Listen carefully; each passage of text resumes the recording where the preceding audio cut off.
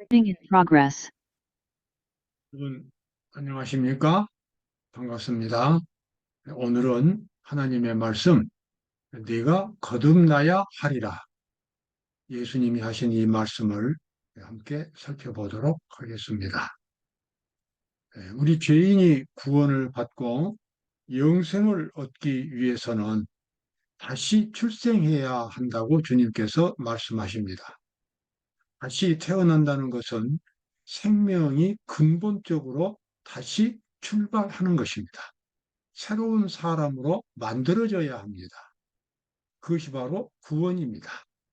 영원한 생명은 단지 어떤 지식이나 조직의 문제가 아니라 바로 그것은 새로운 생명이 탄생하고 살아가는 것입니다. 이러한 새로운 생명의 출발, 탄생, 성경은 이것을 거듭남이라고 말하고 이와 같은 모든 과정을 의라는 말로 그렇게 표현하고 있습니다. 사람이 이 세상에 살면서 죽을 수밖에 없지만 새로운 생명을 받아서 영원히 사는 영생을 경험했다는 것은 그 사람의 일생에서 가장 위대한 일이 되겠습니다. 자, 요한복음 3장 5절에서 예수님은 나이 많은 니고데모라고 하는 한 바리새인에게 밤에 이렇게 교훈을 주셨습니다. 예수께서 대답하시되 진실로 진실로 내게 이르노니 사람이 물과 성령으로 나지 아니하면 하나님 나라에 들어갈 수 없느니라. 여기서 예수님은 새로운 생명의 출발을 어떤 사상적인 어떤 개념인 철학적인 그런 것으로 말씀하지 않으셨습니다. 물과 성령으로 다시 태어나야만 하나님의 나라에 들어갈 수 있다고 말씀하셨습니다. 여기서 물과 성령으로 말씀하신 것은 새로운 생명이 하나의 존재로서 하나의 개체로서 실제로 창조되는 것을 의미하겠습니다. 우리가 잘 아는 것처럼 우리 모두가 어머니 뱃속에서 10개월 동안 성장했을 때에 바로 그곳에 양수가 이렇게 채워져 있어서 물속에서 하나님의 거룩한 능력에 의하여 사람이 어린아이가 10개월 동안 성장했습니다. 그와 똑같은 이 생명의 작동 원리가 사람이 다시 한번 태어날 때 우리 속에서 작동할 수 있게 됩니다. 예수님은 이것을 거듭남이라고 설명하셨습니다. 이어서 예수님은 쉽게 설명하시기를 바람이 임의로 불매, 임의로 분다는 말은 이리저리 그냥 분다는 거죠. 바람이 임의로 불매, 네가 그 소리를 들어도 어디서 오며 어디로 가는지 알지 못하나니 성령으로 난 사람은 다 이러하니라. 예수님은 우리 죄인 속에서 새로운 생명이 창조되는 과정을 바람으로 말씀하셨습니다. 바람은 눈에 보이지 않습니다. 다만 그것이 느껴집니다. 그런데 그 바람이 이렇게 분다는 것은 바람은 안 보이지만 바람이 나타내는 결과는 보입니다. 나뭇잎이 흔들리고 그리고 또 길가에 여러 가지 물건들이 이렇게 날아다닐 때에 바람이 분다는 우리가 수 있습니다. 예수님은 우리 속에서 일어나는 생명의 변화, 생명의 창조도 바람처럼 눈으로 볼 수 없지만 우리 모두가 다 그것을 느낄 수 있고 경험할 수 있다고 설명하셨습니다. 바람은 잎사귀와 꽃을 살랑거리게 만들며 그 소리는 나뭇가지 사이에서 들린다. 그러나 바람은 눈에 보이지 않아서 성령이 사람의 마음에 역사하시는, 작용하시는 것도 이와 같다고 하셨습니다. 바람의 움직임을 설명할 수 없는 것처럼 어떤 사람이 회심의 과정, 회심이란 말은 거듭남입니다. 어떤 사람이 회심의 과정을 확실히 추적할 수 없다. 그러나 이것이 그가 회심하지 않았다는 증거가 되지는 못한다. 어떤 그 바람의 움직임을 우리가 다 설명할 수 없는 것처럼 우리 속에서 일어나는 새로운 제2의 거듭남의 이 경험, 새로운 생명의 창조도 우리가 추적할 수 없다는 것입니다. 본인이 그것을 경험했을지라도 그것을 다른 사람에게 그 과정을 다 설명할 수가 없다는 것입니다. 그러나 설명할 수 없다고 해서 그것이 없는 것은 아닙니다. 분명히 경험했고 또 있다는 것입니다. 그리고 본인이 그것을 알고 있는 것입니다. 저 같은 경우에도 거듭났고 회심을 경험했고 그래서 영생을 얻었다는 확신은 있지만 그래서 간절히 기도하고 하나님께 매달리는 많은 시간들이 있었지만 실제로 어떤 과정을 통해서 제가 거듭났는지 그 과정을 다 설명할 수가 없습니다. 아마 많은 분들이 저와 같은 그와 같은 경험을 가졌을 것입니다. 그리스도께서는 바람과 같이 보이지 않는 능력으로 사람의 마음 끊임없이 역사하고 계신다. 역사한다 그 말은 작용하고 계신다. 받는 사람이 혹 의식하지 못할지라도 조금씩 영혼을 그리스도께로 이끌리게 하는 감명이 이루어집니다. 죄인 한 사람을 구원하기 위하여 예수님께서는 성령을 통해서 그 한 사람 한 사람을 끊임없이 하나님 쪽으로 하나님의 진리 쪽으로 성령의 감동을 주셔서 이끌어 가시는 것입니다. 본인은 그것을 느끼지 못하지만 끊임없이 하나님의 성령께서 인도하시고 새롭게 감동을 주고 그렇게 해가지고 어느 날 자기가 죄인이라는 것을 깨닫고 하나님께 모든 것을 맡김으로써 새로운 생명을 경험할 수 있게 됩니다. 하나님의 성령이 사람의 마음을 사로잡을 때 생명이 변화된다. 죄악적인 생각은 사라지고 악한 행위와는 인연을 끊게 된다. 참 아름다운 변화입니다.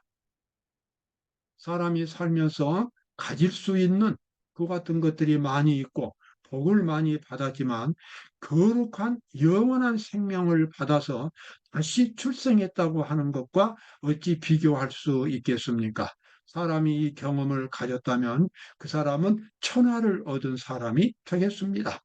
이 세상의 천하뿐만 아니라 온 우주를 가질 수 있는 그야말로 사람의 말로는 다 설명할 수 없는 놀라운 축복을 받은 사람이 되겠습니다. 예수님은 바로 이러한 생명을 우리 죄인들에게 주시기 위하여 이 땅에 오셨고 십자가에 달려서 돌아가셨습니다. 그래서 원래는 타고난 죄악적인 생각들이 있었고 이기심이 중심이 되었고 그 이기심, 죄악적인 기질로부터 수많은 죄악적인 그 같은 이 본성들, 그 같은 이 근성들이 이제 새로운 생명이 탄생하게 되면 거기로부터 선하고 아름다운 위대하고 거룩한 사상들이 끊임없이 이제 흘러나오게 되겠습니다. 그래서 그의 겉모습은 옛날 사람이지만 그의 속 사람은 전혀 새로운 사람으로 변화가 된 것입니다. 예수님은 이것을 제2의 생명의 출발로 그렇게 설명을 하셨습니다. 하나님은 하나님의 영은 영혼 속에서 새 생명을 창출하며 생각과 욕구를 그리스도의 뜻에 맞추어 순종하도록 이끄신다. 그리하여 속의 사람은 모든 것들을 당신께 하나님입니다. 당신께 복종하도록 일하시는 그분의 형상대로 새롭게 됩니다. 그래서 우리의 마음속에 있는 이 신비한 생명의 변화가 하나님의 뜻에, 하나님의 말씀에 순종하는 천국의 그 거룩한 원칙에 순종할 수 있는 그러한 사람을 만들어서 끊임없이 그러한 길로 이끌어 가시는 것입니다. 이것이 바로 새 생명의 출발이고 영생의 시작이 되겠습니다. 자, 이와 같은 축복은 사람이 자신의 마음을 온전히 하나님께 바칠 때에 일어나게 됩니다. 사람이 마음으로 자신을 하나님께 바치는 때에 축복이 임한다. 그때에 인간의 눈으로는 볼 수 없는 능력이 하나님의 형상대로 새로운 피조물을 창조하는 것입니다. 하나님의 형상대로 창조되었다는 이 표현은 태초에 하나님께서 아담을 창조하실 때에 이 표현이 나왔습니다. 하나님이 하나님의 형상대로 아담과 하와를 창조하셨습니다. 그러나 죄 때문에 그것이 망가졌고 그래서 이 사람이 죽을 수밖에 없게 되자 예수님께서 이 땅에 오셔서 십자가를 기초로 하여 구속 사업을 완성하셨고, 이제 누구든지 예수 그리스도를 마음속에 받아들이면 그 사람 마음속에 생명의 변화가 일어나게 하시고 하나님의 형상대로 다시 창조하셔서 영원히 살 수 있도록 만들어 주시는 것입니다. 바로 그것이 예수님의 구속 사업이 되겠습니다. 사랑과 겸손과 화평이 분노와 시기와 분쟁을 대신한다. 기쁨이 슬픔을 대신하고 영모는 하늘의 빛을 반사한다. 아무도 짐을 덜어주는 손을 볼 수 없지만 그의 마음속에는 정말 무거운 죄짐을 벗어버린 하늘의 평화가 감격으로 들어오는, 그래서 마음속에 늘 기쁨과 감사가 넘치는 그와 같은 생활을 살 수 있게 됩니다. 바로 그것은 새로운 생명을 받은 사람이 누리는 이 세상의 진정한 행복이 되겠습니다. 그 행복은 인간의 어떤 행복과도 비교할 수가 없습니다. 유한한 지력을 가진 인간이 구속 사업을 이해한다는 것은 불가능한 일이다. 그 오면은 인간의 지식의 한계를 초월한다.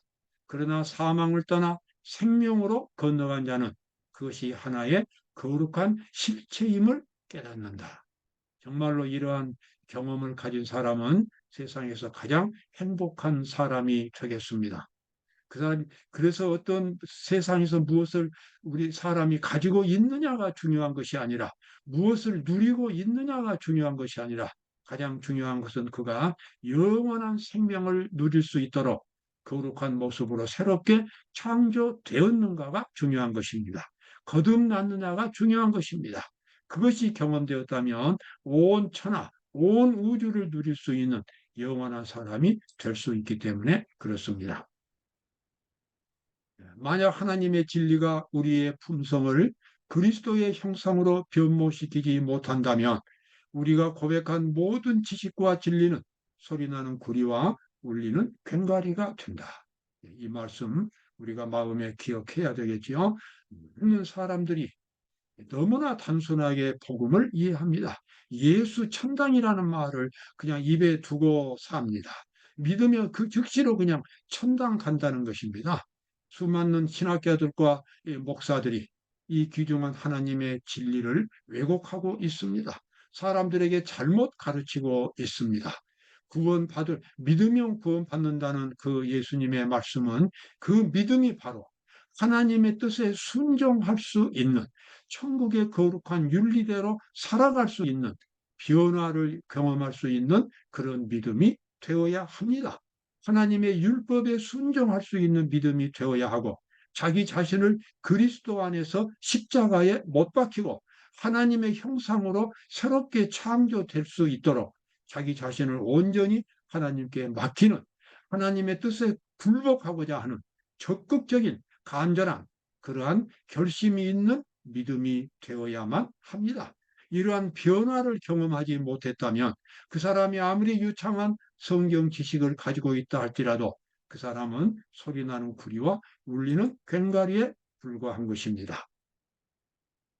강하고 균형진 품성을 건설하기를 원하는 사람은 모든 것을 다 그리스도께 바치고 모든 것을 그리스도를 위해서 다 해야 한다. 왜냐하면 구세주는 나누어진 봉사, divided service, 나누어진 봉사를 받지 않으시기 때문이다. 아주 중요한 구절입니다. 우리가 영생을 얻기 위하여 거듭나기를 원한다면 어떠한 죄도, 사실 죄라고 하는 말은 막연하지만 그 죄가 바로 태어난 자연 상태의 자기입니다. 죄인은 바로 죄인의 본성을 가지고 있습니다. 그래서 거듭나고 영생을 갖기 위해서는 자기 자신을 십자가로 완전히 바꿔버려야 합니다. 그리스도의 거룩한 정신으로 완전히 바꿔버려야 합니다. 마치 옷을 갈아입듯이 예수 그리스도라는 옷을 완전히 새롭게 입어야만 합니다. 그저 95%, 99%만 하고 나머지 1%를 남겨둔다면 그것은 바로 거듭날 수 없는 그런 불완전한 믿음이 됩니다. 강하고 균형진 품성을 건설하기를 원하는 사람은 모든 것, 자기의 모든 것, 정말 죄악적이고 더럽고 부끄럽고 파괴적인 자기 죄악의 모든 다 그리스도 안에서 십자가에 못 박아버리고 오직 거룩하고 영원한 그리스도의 모든 정신과 가르침을 자신의 정신으로, 자신의 인격으로, 자신의 삶의 목표로 그렇게 삼을 때에 거룩한 생명이 창조되는 그러한 기적을 경험할 수가 있겠습니다. 그 속죄는 단지 그리스도, 여기서 속죄라고 하는 것은 죄의 속박에서 벗어나는 것입니다. 그 속죄는 단지 그리스도 예수 안에서 새로운 피조물이 된 자들, 새로운 피조물이 되었다고 하는 것은 새로운 그리스도의 정신을 받아들였다는 것입니다. 그래서 완전히 삶의 방향이 바뀌었다는 것입니다. 회개했다는 것입니다. 새로운 피조물이 된 자들, 즉 하나님의 영원한 왕국에서 충성스러운 백성들이 된 자들에게만 효력이 있다. 그 사람의 동기가 전마다 하나님의 말씀으로 채워질 때에, 하나님의 말씀을 전적으로 받아들일 때에 그 사람은 새로운 피조물이 되었고 그때부터 놀라운 생명의 변화가 일어나게 되겠습니다. 주께서 이제 그 사람은, 그렇게 변화된 사람은 하나님의 말씀에 억지로 순종하는 것이 아니라 정말 기쁨으로 감사함으로 순종하게 됩니다. 주께서 내 마음에 두신 기쁨은 저희의 곡식과 새 포도주에 풍성할 때보다 더하니이다. 내가 평안히 눕고 자기도 하리니 나를 안전히 거하게 하시는 이는 오직 여호와시니이다. 하나님이 주신 이 새로운 거듭남, 회심을 경험한 사람은 늘 마음속에 평화가 있습니다. 마음이 안정되어 있습니다. 늘 기쁨과 감사가 있습니다. 그리고 미래를 바라볼 때 얼마나 영광스러운 미래가 자기를 기다리고 있는지, 그리고 다른 사람들을 볼 때 모두가 다 사랑의 대상으로 보이게 됩니다. 이 세상을 바라볼 때에 슬픔과 고통이 많지만 그 속에서 감사와 찬양을 끊임없이 나타내게 됩니다. 그리고 하나님의 말씀이 정말 고귀한 특권이 됩니다. 하나님의 말씀을 순종할 때에 얼마나 기쁜지 모릅니다. 왜냐하면 그 말씀을 순종할 때에 자신이 행복하고 다른 사람을 행복하고 그리고 감사하는 그러한 생활을 살 수 있도록 만들어주는 것이 하나님의 율법이고 하나님의 말씀이기 때문에 그렇습니다. 그래서 말씀을 사랑하는 사람들이 되는 것입니다. 하나님의 율법은 그의 기쁨이 된다. 진정한 그리스도인은 자신의 부족한 수준에 맞추어서 하나님의 계명의 수준을 낮추는 것이 아니라 계속 그것을 더 완전한 수준으로 높일 것이다. 더 충실하게, 더 깊게, 더 확실하게 순종하기를 원할 것입니다. 왜냐하면 순종하면 할수록 자기에게 더 기쁨이 되고 자기가 더 행복하고 고귀한 사람이 되기 때문에 그렇습니다. 그 율법을 순종할 때마다 자기는 물론이요, 다른 사람들도 행복하게 될 수 있기 때문에 율법을 사랑하고 더 충실하게 지키게 되기를 원하는 것입니다. 여러분 오늘도 감사가 넘치는 하루가 되시기를 바랍니다.